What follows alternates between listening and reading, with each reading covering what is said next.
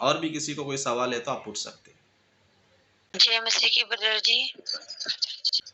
हमारा क्वेश्चन ये है कि जैसे हम वचन पढ़ते हैं प्रार्थना, तो वचन जब हम पढ़ते हैं तो उसके भेद को, उसकी गहराई को हम कैसे सीखें और कैसे जाने, ये हमारा सवाल है।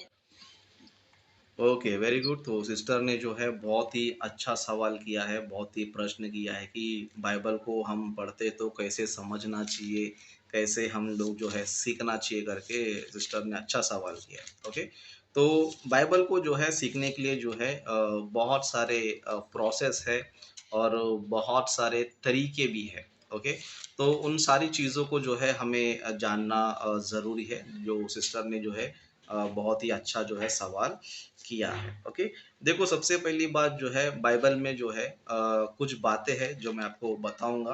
ओके, जैसे कि जो है एक एक काम हमें करना चाहिए, जैसे कि भजन संहिता का उसका 119वां अध्याय 18 वचन।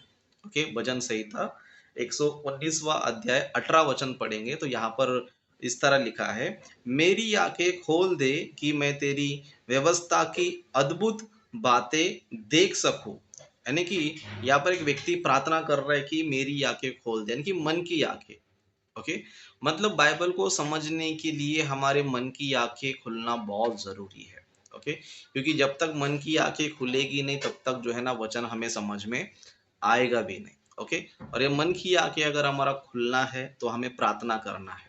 ओके, अगर आपको वचन समझ में नहीं आ रहा है, अगर आपको वचन पढ़ते तो भी समझ में नहीं आ रहा है, तो आपको परमेश्वर से जो है प्रार्थना करना है। जिस तरह बाइबल में भी याकूब की पत्री में लिखा है कि यदि किसी को बुद्धि की गति है, ओके, यदि किसी को बुद्धि की गति है तो परमेश्वर से मांगे। ओके, तो परमेश्वर क्या करेगा, उसको देगा। तो सबसे पहले जो है हमें प्रार्थना करने की ज़रूरत है। अगर बाइबल पढ़ते हो तो आप प्रार्थना करके बाइबल पढ़िए, परमेश्वर से प्रार्थना कीजिए कि परमेश्वर मेरी आंखें खोले ताकि मैं आपकी अद्भुत बातों को देख सकूं। ओके, और समझ सकूं और सीख सकूं करके परमेश्वर से प्रार्थना करें। और दूसरी बात ये भी है कि आपको पवित्र आत्मा की ज़रूरत है।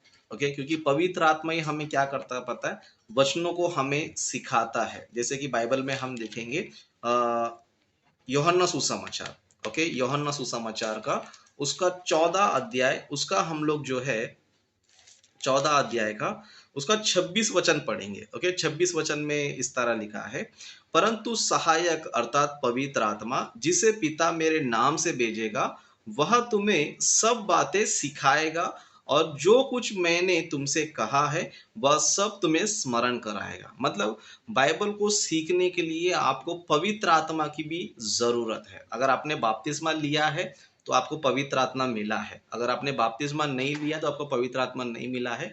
इसलिए अगर आप में से कोई भी अगर अभी तक बपतिस्मा नहीं लिया तो ज़रूर आप लोग बपतिस्मा लें, क्योंकि बपतिस्मा लेंगे तो आपको पवित्र आत्मा आपको मिलता है। ओके, तो पवित्र आत्मा क्यों मिलता है बोल दो, पवित्र आत्मा हमें क्या करता है, परमेश्वर की बातों को सिखाता है।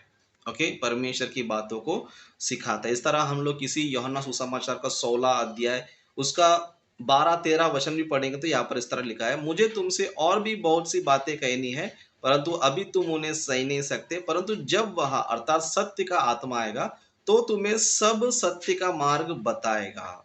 मतलब बाइबल सीखने के लिए पवित्र आत्मा की भी हमें ज़रूरत है, पवित्र आत्मा की हमें सहायता की जो है हमें ज़रूरत है। मतलब सबसे पहले हम प्रार्थना करना चाहिए, परमेश्वर से मांगना चाहिए। उस तरह फिर हमें पवित्र आत्मा क्या करता है, सहायता करता है। ओके, सहायता करता है। उस तरह और एक तरीका भी हम देखेंगे तो जैसे कि हमें एक शिक्षक की ज़रूरत है, यानी कि टीचर जो वचन को सिखा सके, वचन को जो है प्रचार कर सके ताकि हम लोग जो है हर एक विषय को अच्छी तरह सीख सके। जैसे कि बाइबल में हमें एक व्यक्ति नज़र आता है प्रेरितों के काम उसका 8वां अध्याय में, जो एक व्यक्ति था खोजा।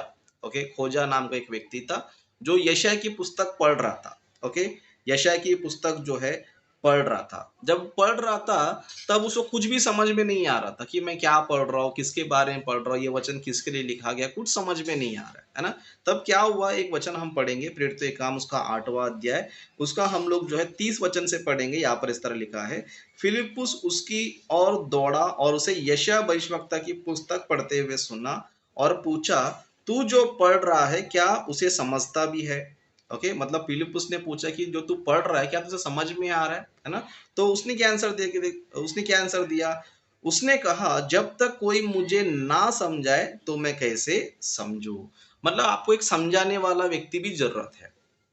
यानी कि टीचर, यानी कि आपको वचन सिखाने वाला। जिस तरह मैं आप लोगों को बाइबल सिखा रहा हूँ, मैं आपको बाइबल टीचिंग दे रहा हूँ। क्यों दे रहा हूँ पा रहा है? मैं आपको क्यों दे पा रहा हूँ पता है आपको? क्योंकि मैंने जो है ये वचन बताने से पहले मैंने प्रार्थना भी किया है और मैंने पवित्र आत्मा भी पाया है और मैंने भी जो है वचनों को हमारे टीचर्स के द्वारा सुना है, सीखा है और उसको ध्यान भी किया है, उसको रिसर्च भी किया है। इसके लिए मैं आपको क्या कर रहा हूँ बता रहा हूँ। तो परमेश्वर ने जो है वचन को सिखाने के लिए एक शिक्षक को, एक उपदेशक को रखा है। ओके?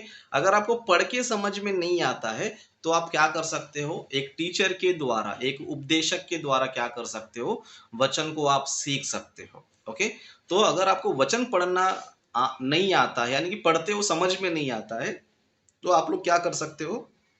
बाइबल स्टडी में आप ज्वाइन हो सकते हो, जो आप हो रहे हो और आप कई सारी बातों को सीख भी रहे हो। तो जिनको पढ़ते समझ में नहीं आता, तो वो शिक्षकों से सुनना चाहिए, सीखना चाहिए और सवाल-जवाब भी करना चाहिए, है ना? सवाल-जवाब भी करना चाहिए। हमारे बाइबल स्टडी में जो लोग जुड़े हैं, सच में उनको पता है कि यहाँ पर कैसी शिक्षा मिलती है, यहाँ पर कैसे-कैसे क्वेश्चन्स के जवाब मिलते हैं, है ना? यहाँ पर बाइबल स्टडी में पता है और आप भी सुन रहे हो तो आपको भी समझ में आ रहा है कि सच में यहाँ पर हम लोग बहुत सारी चीज़ों को सीख रहे हैं, ओके?